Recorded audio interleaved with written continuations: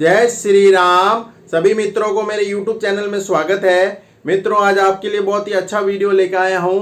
अभी वर्ग कुंडली की यानी डिविजनल चार्ट की सीरीज चल रही है। पिछले वीडियो में मैंने आपको D21 के बारे में बताया, होरा कुंडली के बारे में बताया। आज मैं बहुत ही प्रचलित और कॉमन वर्ग कुंडली के बारे में जानकारी दूंगा। मित्रों, वो है D9 चार्ट, नवमांश कुंडली की। नवमांश कुंडली क्या होती है? नवमांश कुंडली किसको कहते हैं? नवमांश कुंडली कब काम में ली जाती है, क्यों काम में ली जाती है, कब काम में नहीं लेनी चाहिए, मीन्स नवमांश कुंडली की संपूर्ण जानकारी इस वीडियो के माध्यम से दूंगा। अंत तक बने रहें। अच्छा लगे तो लाइक शेयर कमेंट के साथ सब्सक्राइब करना ना भूलें। मित्रों, सबसे पहले होती है लग्न कुंडली, जो अपन डिस्कस कर चुके हैं, और दूसरा होता है नवमांश कुंडली। एक डिविजनल चार्ट का एक प्रकार है D9 चार्ट, नवमांश कुंडली। मित्रों, नवमांश कुंडली किसके लिए देखी जाती है? सबसे पहले वो जानते हैं वैवाहिक जीवन कैसा रहेगा। लड़के की कुंडली है तो लड़की कैसी रहेगी, लड़की की कुंडली है तो लड़का कैसा रहेगा, यह देखा जाता है नवमांश कुंडली से। मुख्य रूप से नवमांश कुंडली कब यूज में ली जाती है कि जब वैवाहिक जीवन देखना हो, लड़का लड़की देखना हो, शादी से पहले या शादी के बाद में वैवाहिक जीवन देखने के लिए नवमांश कुंडली काम में ली जाती है।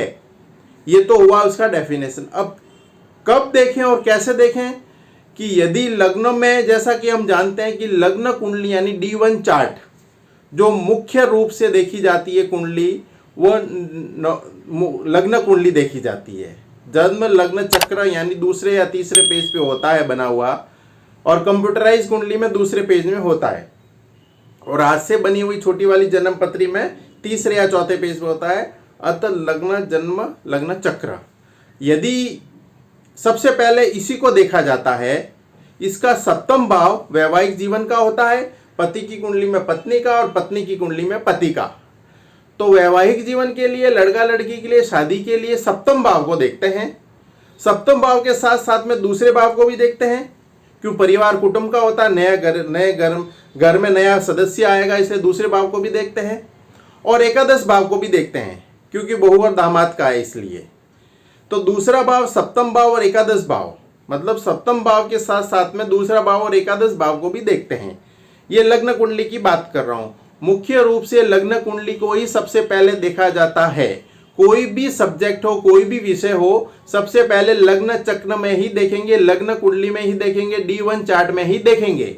यदि D1 चार्ट में सप्तम भाव में कुछ कमी दिख रही है, मैलेफिक प्लैनेट है या नीच के ग्रह हैं, दृष्टियां खराब है, मारक है, किसी भी प्रकार का कोई कंजक्शन खराब हो रहा है, कहने का मतलब ये है कि यदि सप्तम भाव किसी न किसी रूप में खराब हो गया है तो उसका डीप एनालिसिस करने के लिए नवमांश कुंडली देखेंगे।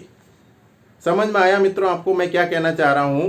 कि यदि वैवाहिक जीवन में समस्या आ रही है, पति पत्नी मन है या विवाह नहीं हो रहा है, किसी भी प्रकार का संबंध देखने के लिए नवमांश कुंडली लेते हैं। लेकिन नवमांश कुंडली का जब विवेचन करेंगे, जब डीप एनालिसिस करेंगे, जब अंदर तक जाएंगे, तब बाहरी आवरण खराब हो, मतलब लग्न कुंडली में सप्तम भाव में कोई समस्या हो, लग्न में कोई समस्या हो, दूसरे भाव में समस्या हो या एकादश भाव में समस्या हो, तो फिर डीप एनालिसिस करने के लिए नवमांश कुंडली देखेंगे।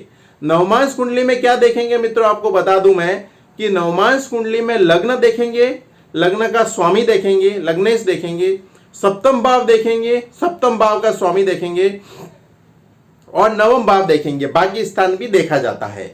तो इन तीन भावों का विवेचन करने के बाद में जो कंक्लूजन निकलेगा वो लग्न कुंडली के आधार पर ही निकलेगा, क्योंकि नवमांश कुंडली में कभी भी डिग्रियां नहीं होती, न अंश होते हैं, कुछ भी नहीं होता, केवल भाव होते हैं और ग्रह होते हैं। तो डिग्रियां वही काम आएगी जो लग्न कुंडली में है।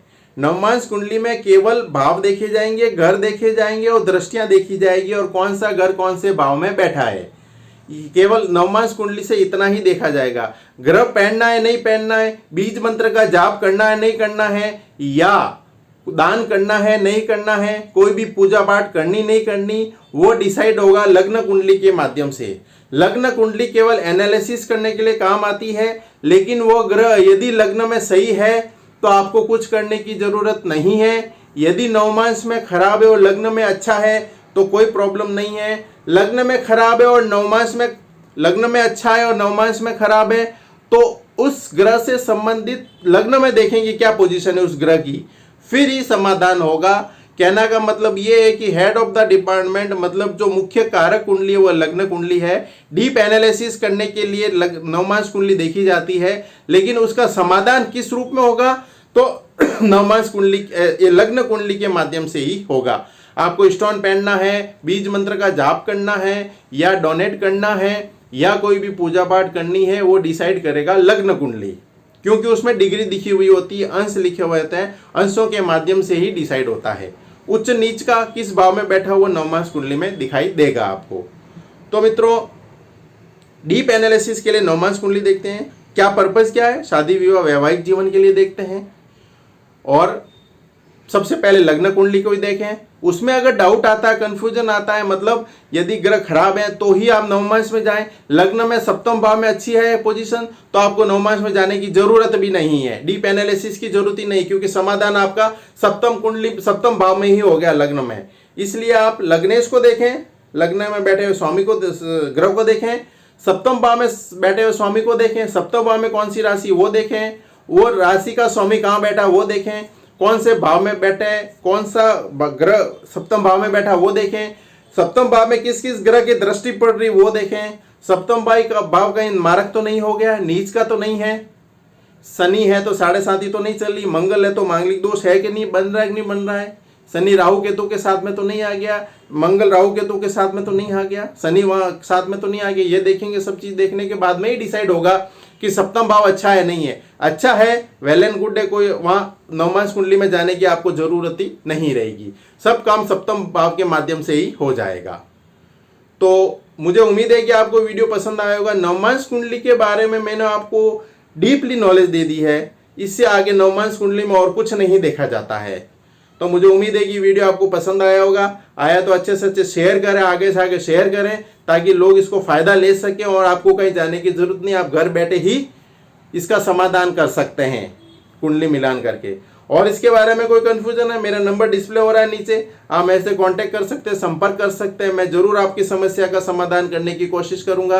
रत्नों का समाधान भी है, रुद्राक्ष का भी समाधान है, हर चीज का समाधान है। आप मेरे से संपर्क करें, मैं जरूर आपकी समस्या का समाधान करने की कोशिश करूंगा और भी अच्छे से अच्छे वीडियो लाऊंगा। तब तक के लिए जय श्री राम।